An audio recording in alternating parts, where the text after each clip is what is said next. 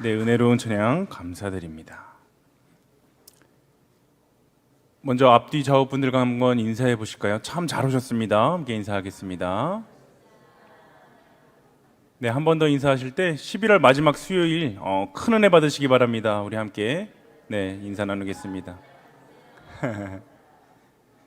네, 어느덧 11월의 마지막 수요일 수요 예배 자리가 되었습니다. 네, 오늘 이 시간 주님을 예배하시는 모든 일신교회 성도님들에게 하나님께서 부어주시는 귀한 영적인 깨달음이 충만히 넘치는 시간 되시기를 소망합니다. 2013년도에 개봉했던 그 관상이라는 영화가 있는데, 이 영화는 1453년 계유년에 일어난 그 계유 정난을 배경으로 삼고 있습니다. 문종이 39세라는 이른 나이에 세상을 떠나게 되면서 아들 단종을 김종서와 황보인 등 원로 대신들에게 부탁을 했습니다. 조카인 단종이 12세에 그 왕위에 오르게 되었지만 결국 수양대군이 계유정난이라 불리는 그 기습 공격을 앞세워서 원로 대신들을 죽이고 왕위를 빼앗게 되는 그러한 내용입니다.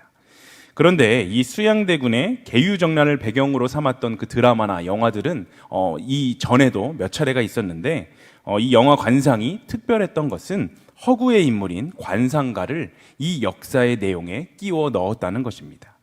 영화에는 사람의 얼굴을 보면 그 사람의 모든 것을 꿰뚫어보는 천재 관상가 내경이라는 인물이 등장합니다. 그는 산속에서 칩거하면서 지내고 있었는데 우연한 기회로 한양으로 향하게 되었고, 왕궁의 원로 대신이었던 그 김종서의 눈에 띄어 궁에까지 들어가게 되는데, 그곳에서 수양대군의 얼굴을 보게 됩니다. 그리고 수양대군을 딱 보자마자 그는 그가 역모할 사람인 것을 알게 되었고, 그것을 막아보려고 노력했지만 결국 모든 것들이 수포로 돌아가고 맙니다. 제가 가장 기억에 남는 것은 이 영화의 마지막 장면입니다. 계유정난에서 왕위를 빼앗는 데 1등 공신을 한 한명회라는 인물은 그로 인해서 엄청난 권력과 힘을 누리게 됩니다.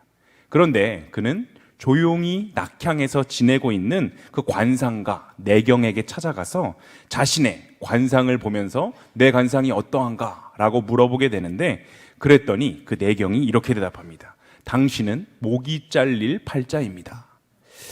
그러한 대답이 돌아오고 나서 그 한명회는 엄청난 권력을 얻었고, 또 당대에 왕 부럽지 않은 너무나도 막강한 힘을 가지고 있었음에도 불구하고 목이 잘릴 팔자다라는 그 관상가의 말 한마디 때문에 매일같이 괴로워하며 죽을 때까지 고통스러워하다가 결국 숨을 거두게 됩니다. 오늘 본문에 등장하는 최강 제국 바벨론의 왕 느부갓네살도 이와 비슷한 경험을 합니다. 느부갓네살은 수많은 전쟁터를 누비며 수없이 많은 나라를 정복한 용맹한 장군이자 온 천하를 호령했었던 그 바벨론 제국의 건설자였습니다. 그의 말 한마디에 온 천하가 벌벌 떨 정도로 정말 엄청난 최고의 권력자였는데, 그랬던 그가 하나님으로부터 온 하룻밤의 그 꿈으로 인해서 불안하여 잠을 이루지 못하는 지경에 이르게 됩니다. 자신이 엄청난 힘을 가지고 있고 또 하고자 하는 모든 것을 할 수 있었음에도 불구하고 자다가 꾼 꿈 하나 때문에 심각하게 고민하고 괴로워하는 모습은, 인간이 아무리 자신의 힘과 자신의 권력을 자랑한다고 해도 인간은 결국 하나님 앞에서는 지극히 연약한 존재일 뿐이며 흙으로부터 와서 흙으로 돌아갈 허무한 존재에 지나지 않는다는 사실을 잘 보여줍니다. 느부갓네살 왕이 꾸었던 그 악몽은 든든하게 의지했었던 아버지가 돌아가시고 느부갓네살이 왕위에 오른 지 약 2년이 지나던 어느 날 꾸게 된 꿈입니다. 어떤 꿈이었는지 그는 자세하게 기억이 나지는 않지만 뭔가 불안했던, 뭔가 불길한 그 마음이 도저히 사라지지가 않아서 너무 불안했었던 그는 온 나라의 박수와 술객과 점쟁이와 갈대아 술사를 모두 불러들이고 자신의 꿈을 해석하라 라고 이야기합니다. 오늘 본문 4절을 함께 읽어보겠습니다. 본문 4절입니다. 갈대아 술사들이 아람말로 왕에게 말하되, 왕이여 만수무강하옵소서. 왕께서 그 꿈을 종들에게 이르시면 우리가 해석하여 드리겠나이다 하는지라. 아멘. 너무나도 당연하죠. 너무나도 당연하게 갈대아 술사들은 왕이 꿈을 해석하라 해서 그곳에 모였으니까 왕에게 먼저 아주 예의 바르게 왕이여 만수무강하옵소서라고 인사한 후에 왕이 꾸신 그 꿈을 알려주시면 우리가 그 꿈을 해석해드리겠습니다 라고 지극히 상식적으로 말하고 있습니다.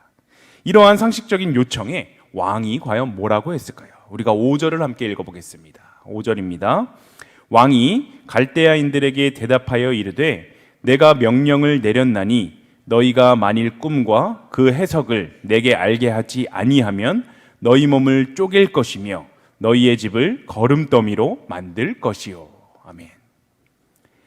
너무 당연하고 아주 예의 바르게 왕이 꾼 꿈에 대해서 묻는 그 술사들에게 왕은 버럭 화를 내면서 자기가 꾸었던 그 꿈이 생각나지 않으니 무슨 꿈을 꾸었는지까지도 맞춰야 한다고 말하고 있습니다. 심지어 그 꿈까지 맞추지 못하면 그들의 몸을 쪼개고 집까지 거름더미로 만들어버리겠다고 무시무시한 이야기를 하고 있는데 요즘 말로 이것은 완전 갑질의 극치입니다.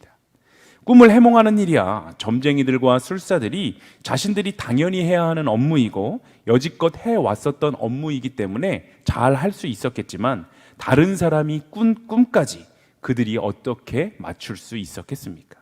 정말 말도 안 되는 요구를 지금 느부갓네살 왕은 신하들에게 하고 있는 것입니다. 물론 왕은 자신의 운명을 미리 알기 위해서 그리고 미리 알게 된 그 운명을 자신이 할 수만 있다면 마음대로 바꿔서라도 자기의 권력을 지키기 위해서 막대한 자본과 공을 들여서 그 술사들과 점쟁이들을 세웠고 그들을 최선을 다해 뒷바라지했습니다. 그들의 뛰어난 학문과 그들의 기술을 통해서 수많은 재앙과 위험으로부터 자신과 자신의 나라를 지키려고 그들에 대한 투자를 아끼지 않았었던 것입니다.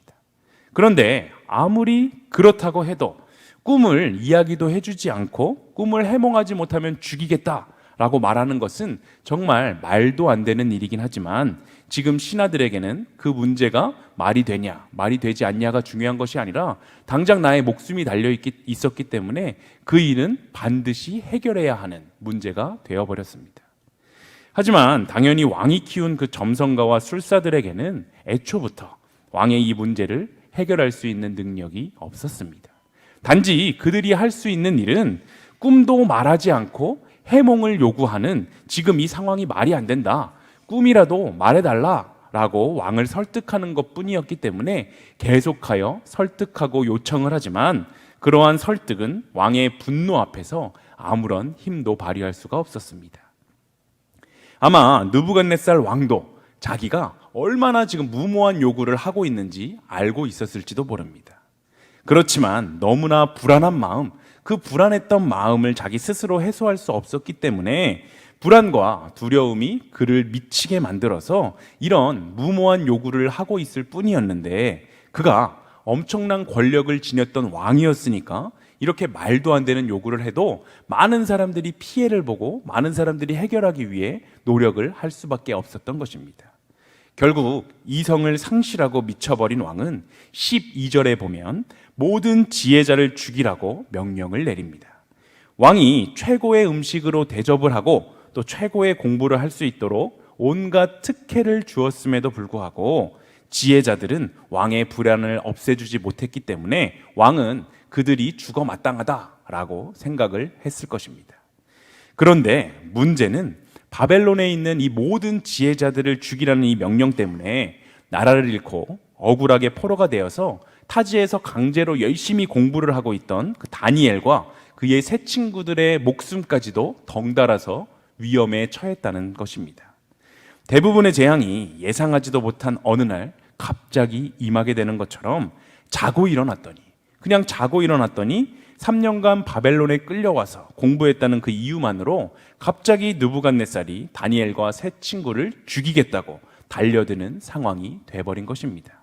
본문 13절을 함께 읽어보겠습니다. 13절입니다. 왕의 명령이 내림에 지혜자들은 죽게 되었고 다니엘과 그의 친구들도 죽이려고 찾았더라. 아멘. 인생은 세용지마라는 말이 있지 않습니까? 포로가 되었음에도 특별히 선택되어서 바벨론에서 호화로운 대접을 받으며 공부에 전념할 때만 해도 동족들에게 미안할 만큼 복을 받았다고 생각했는데 난데없이 그들은 죽을 위기에 처하고 맙니다. 이러한 위기 상황을 다니엘은 어떻게 극복할 수 있었을까요? 다니엘서 2장 16절에 보면 다니엘은 놀라운 고백을 합니다. 우리가 다니엘서 2장 16절 말씀을 함께 읽겠습니다. 읽습니다. 다니엘이 들어가서 왕께 구하기를 시간을 주시면 왕에게 그 해석을 알려드리리이다 하니라. 아멘. 다니엘은 지금 왕의 명령으로 지혜자들을 모두 잡아 죽이려고 가고 있었던 그 왕의 근위대장 아리옥에게 자신을 왕에게 데려다 주기만 하면 왕의 꿈을 해석해 주겠다라고 말을 합니다. 이것이 정말 대단한 배짱인 것이 뭐냐면 아무리 하나님이 택한 하나님의 사람이었던 다니엘이었을지라도 지금 저 말을 이야기하는 상황에는 전혀 하나님께서 아무런 계시도 주시지 않고 아무런 그 꿈에 대한 정보가 없었다는 사실입니다. 이 말을 들은 근대장 아리옥은 다니엘을 왕에게 데리고 갔고 다니엘은 왕에게 조금만 더 시간을 주시면 왕의 꿈을 해석해 주겠다라고 말을 합니다. 사실 왕이 화가 났었던 그 이유는 지혜자들이 실력도 없으면서 그 문제를 해결해 줄 수도 없으면서 시간을 벌어서 생명을 연장하려고 한다는 것 때문이었는데 지금 다니엘은 왕 앞에서 또 다시 한번 시간을 벌려고 하고 있습니다. 물론 왕은 이 다니엘의 말을 진심으로 믿지도 않았고 너무 화도 났겠지만 너무나도 불안하고 두려움이 컸던 그 느부갓네살 왕은 조금 더 다니엘에게 시간을 허락합니다. 이제 여기서 우리가 주목해야 보아야 하는 다니엘의 행동이 있습니다. 그렇게 목숨을 걸고 왕과 만나서 그렇게 힘들게 시간을 벌어놓은 다니엘이 가장 먼저 했던 행동이 무엇일까요? 다니엘서 2장 17절과 18절을 우리가 함께 읽어보겠습니다. 함께 읽습니다. 이에 다니엘이 자기 집으로 돌아가서 그 친구 하나냐와 미사엘과 아사랴에게 그 일을 알리고 하늘에 계신 하나님이 이 은밀한 일에 대하여 불쌍히 여기사 다니엘과 친구들이 바벨론의 다른 지혜자들과 함께 죽임을 당하지 않게 하시기를 그들로 하여금 구하게 하니라. 아멘. 왕을 만나고 집으로 돌아간 다니엘은 가장 먼저 그의 친구들에게 자신이 닥친 일을 알리고 그 문제를 해결을 위해서 함께 기도해 줄 것을 요청하고 있습니다. 다니엘의 이러한 행동은 기도에 대한 중요한 사실을 우리에게 말해줍니다. 기도는 하나님과의 대화로서 하나님과 교제하며 그 친밀함을 쌓을 수 있는 방편이지만 더불어 하나님에게 우리의 간구와 우리의 소원을 아뢰는 방편이기도 합니다. 특별히 긴급한 기도의 제목이 생겼을 때는 더 큰 힘을 발휘하기 위해서 믿음이 있는 여러 사람의 기도가 필요한데 어떤 사람을 설득하거나 무엇인가를 부탁할 때 한 사람이 하는 것보다 여러 사람이 하는 것에 더욱더 힘이 있는 것과 같은 이치입니다. 한 사람보다는 그 사람과 친밀한 관계에 있는 여러 사람이 힘을 합쳐 설득하며 부탁하면 훨씬 큰 효과를 발휘할 수 있듯이 하나님께 우리의 간구와 우리의 소원을 아뢰며 우리가 직면한 그 어려움을 헤쳐가는 것에 있어서도 하나님과 친밀한 여러 사람들이 함께 기도하면 그만큼 더 큰 역사, 더 신속한 역사를 우리는 얻을 수 있습니다. 에스더 4장을 보면 에스더는 민족을 구원하기 위해 아하수에로 왕에게 나아가기에 앞서서 금식 기도를 하면서 수산성에 있는 모든 유대인들에게 자기와 함께 기도에 동참해 줄 것을 요청합니다. 그리고 그녀는 죽을 것을 각오하고 아하수에로 왕에게 나아갔는데 하나님은 그녀는 물론 모든 유대인들의 구원을 얻을 수 있는 길을 열어주셨습니다. 뿐만 아니라 사도행전 12장에 보면 베드로가 헤롯에 의해 투옥되어서 죽음의 위기에 처하였을 때 성도들이 그를 위하여 합심하여 기도하자 하나님은 그 기도를 들으시고 천사를 보내어서 베드로를 구출해 주셨습니다. 심지어 합심기도, 중보기도의 힘은 예수님의 삶 속에서도 확인을 해볼 수가 있는데 예수님도 그 당신의 그 십자가 대속의 죽음을 앞두고 제자들을 향하여 반복하여 더불어 기도할 것을 요청하셨습니다. 예수님께서 능력이 부족하셨기 때문에 제자들을 향하여 기도를 부탁하셨던 것이 아닙니다. 분명 더불어 기도하는 것, 더불어 기도하는 기도의 동역자들이 얼마나 소중한지를 가르쳐 주시기 위해서 그렇게 하신 것입니다. 저는 그래서 우리 일신교회가 참 좋습니다. 주위에 둘러보면 소위 대형교회다 하는 교회들도 참 많지만 오히려 우리 교회의 이 아담함 덕분에 많은 기도자들이 함께 중보기도 제목을 나눌 때 서로서로 아는 사람들의 기도 제목을 나누며 기도해 줄 수 있다는 사실이 참 좋습니다. 또한 많은 중보기도의 용사들이 함께 이렇게 단체 채팅방을 만들어서 기도할 수 있다는 것도 우리 교회만의 굉장한 강점입니다. 물론 큰 교회에도 중보기도 시스템이 있고 또 긴급 기도 제목들을 함께 나누기도 할 텐데 기도 제목이 올라와도 누구인지 모르는 사람일 때도 참 많고 이름이나 몇 번 들어본 적 있는 사람들을 위해서 기도하는 것과 우리 일신교회처럼 모두가 한 가족처럼 똘똘 뭉친 공동체에서 서로의 필요와 그 서로의 상황들을 깊이 이해하고 서로를 위해 뜨겁게 기도하는 것이 분명한 큰 차이가 있음을 느낍니다. 기도 제목이 생겼을 때 일신교회 중보기도 단체 채팅방에 있는 그 50여 명의 기도 대원들이 얼마나 든든한지 모릅니다. 순간순간 마음을 모아 함께 기도할 수 있는 믿음의 동역자들이 우리에게 있다는 사실에 감사하며 지금처럼 하나님께 기도하는 일에 언제나 쉬지 않는 일신교회 모든 성도님들이 다 되시기를 소망합니다. 다시 다니엘의 상황을 살펴보겠습니다. 다니엘은 느부갓네살이 꾼 꿈의 내용을 전혀 몰랐음에도 불구하고 그는 왕에게 시간을 주면 그 꿈을 해석해 주겠노라 당당하게 이야기합니다. 그것은 다니엘이 분명하게 알고 있는 것, 분명하게 믿고 있는 것 하나가 있었기 때문입니다. 다니엘은 이때 당시에 하나님의 계획도 또 자신의 미래도 느부갓네살의 꿈 내용도 아무것도 몰랐지만 하나만큼은 분명히 알고 있었습니다. 그것은 바로 이 문제는 느부갓네살 왕에게서부터 온 것이 아니라 하나님께로부터 온 것이다 라는 사실입니다. 물론 이 사실을 안다는 것이 지금 자신의 눈앞에 펼쳐진 그 죽음의 불안과 두려움으로부터 완전하게 자유하게 해주지는 못했지만 그로 하여금 절망하지 않고 친구들에게 함께 기도하길 요청하며 하나님의 도우심을 기다리기에는 충분했습니다. 우리는 어떻습니까? 우리의 삶 속에서 경험한 수많은 일들, 기뻤던 일도 또 어려웠던 일도 그 모든 것들이 하나님께로부터 온 것이라는 사실을 여러분들은 믿으십니까? 생각해보면 기쁜 일이 있을 때, 기쁜 일이 우리에게 있을 때야 당연히 하나님께 왔음을 감사하고 인정하고 그리고 감사할 수 있겠지만 우리의 삶이 어려움이 찾아올 때에는 왜 하나님께서 나에게 이렇게 힘든 일을 주시는지 이해가 되지 않고 답답해서 너무나도 힘이 들 때가 참 많은 것이 우리의 인생이지 않습니까?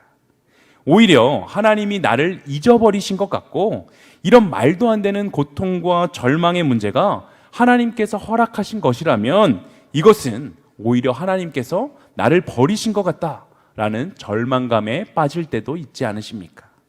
하지만 반대로 생각해 보면 우리에게 일어나는 모든 어려움들이 하나님의 손에 있는 것이 아니라 세상의 다른 어떤 이의 손에, 즉 다니엘에게 찾아온 그 고난의 문제가 하나님의 손이 아니라 느부갓네살의 손에 달려 있는 것이라면 그것이야말로 정말로 절망스러운 일이지 않겠습니까? 제가 6월 달에 겪게 된 그 아킬레스건 파열도 마찬가지입니다. 왜 갑자기 나에게 이러한 어려움을 주셨는지 이해도 되지 않고 도대체 어떤 선한 계획이 있는지도 몰라서 지금도 여전히 답답할 때가 있지만 그럼에도 불구하고 전능하고 선하신 하나님께서 하신 일이라고 믿기 때문에 원망 중에도 소망이 있고 암흑 중에도 빛이 있는 것입니다. 여러분, 우리의 삶 속에서 경험한 모든 일은 그것이 때로는 고난이고 고통스러운 일이었다 할지라도 하나님으로부터 온 것이어야지만, 그래야지만 답이 있고 우리에게 소망이 있습니다. 이 모든 일이 그저 흘러가는 이 세상 속에서 우연히 발생되는 일이라면 우리에게 찾아오는 고통의 순간은 그냥 정말 재수없게 당했다라는 것 말고는 아무 생각도 할 수 없고 그 어떤 희망을 가질 수도 없습니다.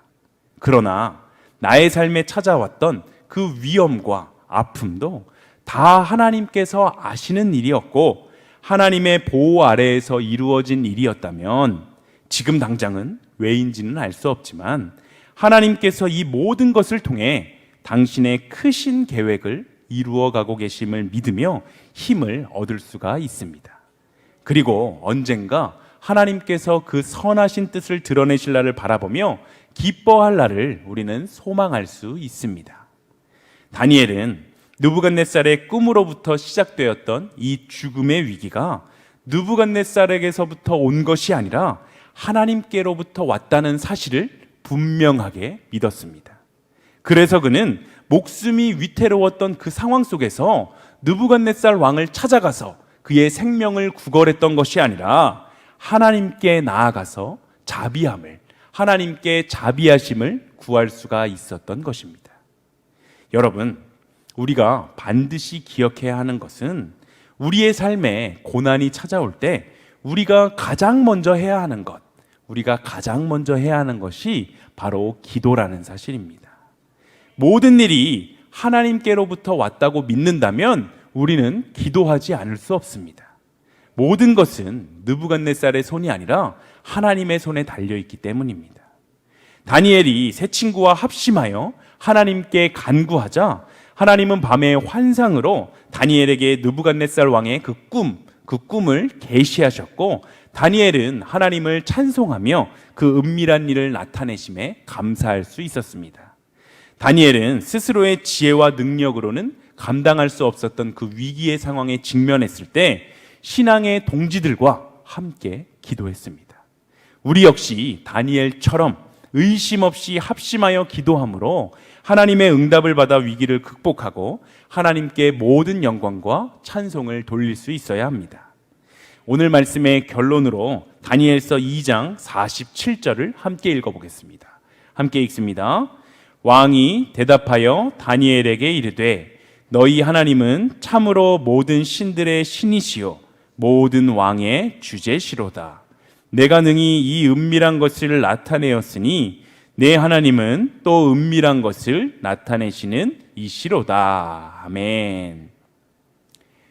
느부갓네살 왕은 결국 진정한 힘이 자신에게 있는 것이 아니고 그의 커다란 제국과 그의 엄청나게 강력했었던 그 군사력에 있는 것이 아니라 자신이 정복하고 자신이 붙잡았다고 생각했었던 그 하나님께 참된 힘이 있음을 인정해야만 했습니다. 다니엘서 2장 마지막 부분에서 느부갓네살 왕은 그의 불면증에 대한 치료라는 제한된 맥락 속에 서지만 하나님께서 모든 신들의 신이고 모든 왕의 주제시라는 것을 인정하게 됩니다. 그렇습니다. 하나님께서는 모든 신들의 신이시고 모든 왕의 주제이십니다. 우리의 삶의 모든 것은 하나님의 계획 안에 있음을 믿으시기를 소망합니다. 비록 하나님의 생각을 우리가 다 알 수 없기 때문에 고통과 고난의 순간을 마주했을 때 원망할 때도 있지만 그 절망의 끝자락에서도 우리에게 소망과 위로가 되는 것은 하나님이 하신다. 그럼에도 불구하고 이 모든 것은 하나님이 하신다라는 확신입니다. 자비와 사랑이 무한하신 하나님이 우리와 함께 하시기 때문에 우리에게 찾아오는 고통과 고난의 문제도 영원한 것이 아니라 하나님께서 언젠가 이 순간도 아름답게 쓰실 것이라는 그 확신을 가지고 우리는 나아갈 수 있습니다.